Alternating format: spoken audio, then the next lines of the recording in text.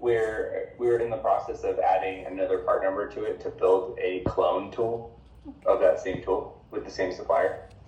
And what I'm going to have them do is update the tolerance on it. So those items that were, I think it was 3,000s. If you scroll up a little bit, it was 3,000s or down. It's a right there. Yeah. No. It's the two positions at the bottom. Yeah, I think. Might be after the profile one. Yeah, for this. Yeah, so these. Yeah. The one that's in the green box on the left and the one that's below it. We had the supplier measure it by eliminating datum A from the measurement. Okay. So it's only the datum B, and they pass the 3,000s. Okay. So what we can do is the correction would be to go back to 3,000s. And it's going to be like making a print change. Okay. Makes sense. So we don't have to justify anything. It's going to be what it was the whole time. Maybe what we do have to justify is the change in datums. So it was AB. And I don't know if you have the component drawings. You might have it at the end.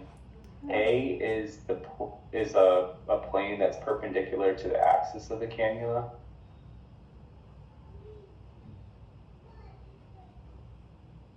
And B is the hole that this like lure or lever stopcock is inserted into. So what we've done is made it localized to that feature. So if it did warp or twist in any one way, it's following itself. And from a functional standpoint, that is aligning with function because it's cross-pinning, right? So it's meant to receive a part that is inserted through B and gets installed into these two diameters below. And if these were to move as like a set, it would still function. That was my thought process with it. Right. So yeah, based on those reports, I think print change makes it more justified, and there won't be any requirement for this tolerance stack. But apart from that, I think other 4 stacks would be still good to proceed with. I think so, yeah. Yeah. So okay. So should we wait for the print change to happen before routing this in Agile? I probably would. It should happen very soon. The person that I'm working with in Bolzig Capital Tooling is Aaron. Okay. And Aaron is creating the new print. So this should be able to, they're probably making the change right now, to be honest. Yeah. So okay, they will be reverting back this dimension, and there's an additional part that is being added here, which we've already justified. Added new part number here. So 11277. So can you show me 2223? I think it's a cosmetic requirement. Yeah. A cosmetic requirement and a material.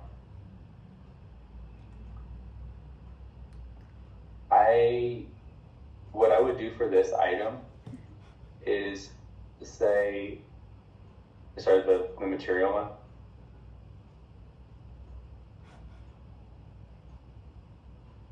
So 22 was for the previous part number, and 23 is for this new part number.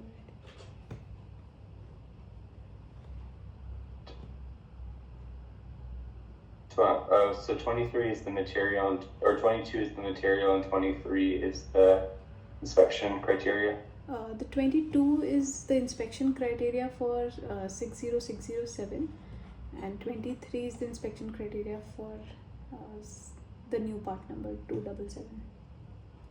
I can just open the drawing here. Yeah. So for this one, we were using a salt and pepper mix material, which is base resin and then colorant pellets. Yeah. That are just in a prescribed ratio. Yeah. And we were getting these purple ribbons in the parts because the colors weren't mixing thoroughly. So we are changing to a version of the material that comes in a form where each pellet is already mixed with the colorant. Okay. So you don't have to rely on it mixing within the tool. Okay.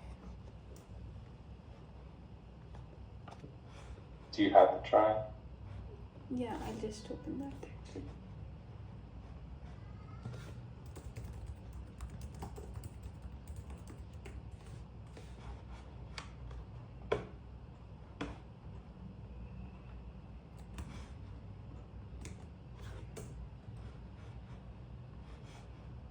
Thanks for following up on this. I know I've been absolutely awful about No, reviewing apologies. Abhijit's, Yeah. Sharisha's, your memos.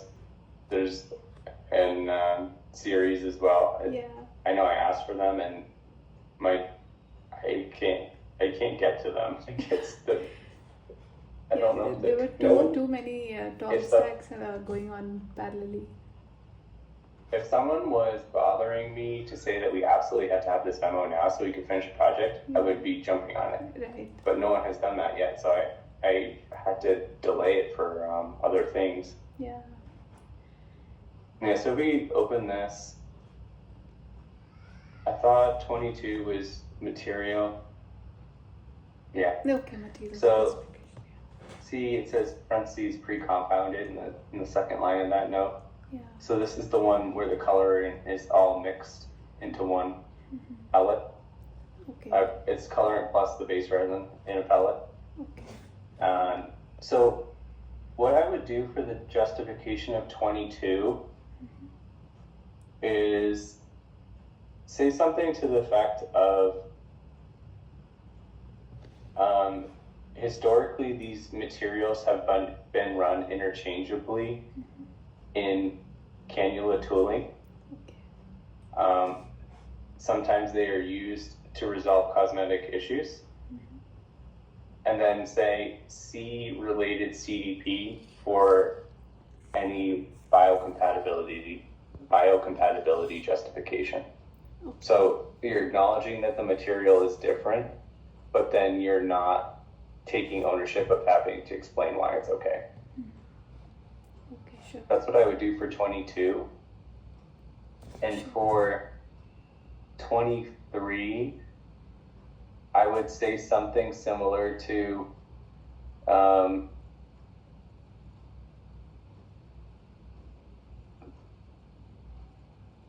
during running of the parts, it had been observed that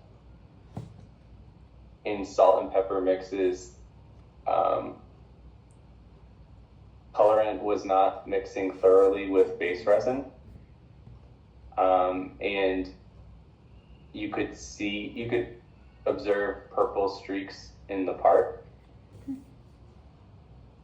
This note is providing inspection criteria for colorant mixing in the future.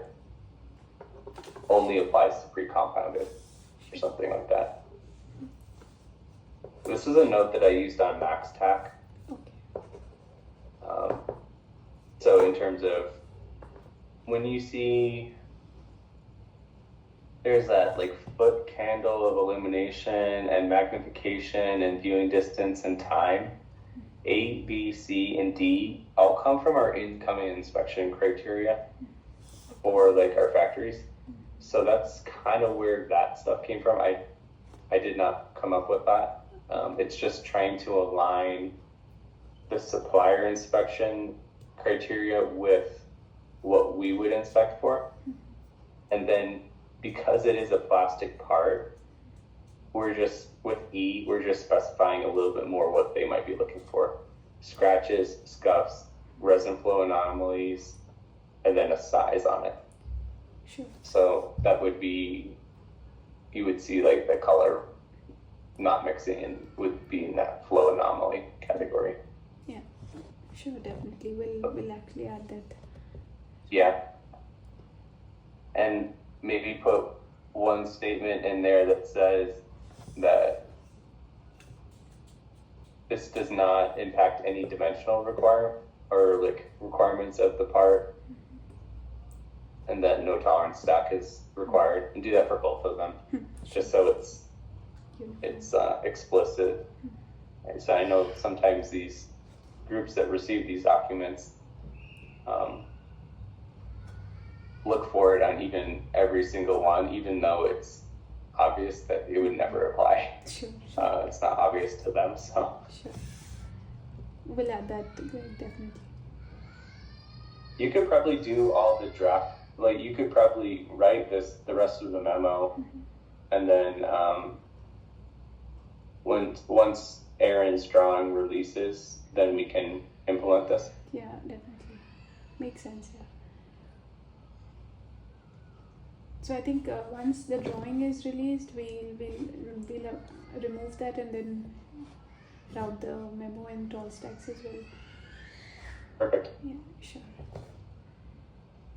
Sure, we'll update. Thank you for your help with this. Sure, thank you for so much, Greg. We'll update these comments here, and yeah, we'll wait for the print to get updated and share more updates then.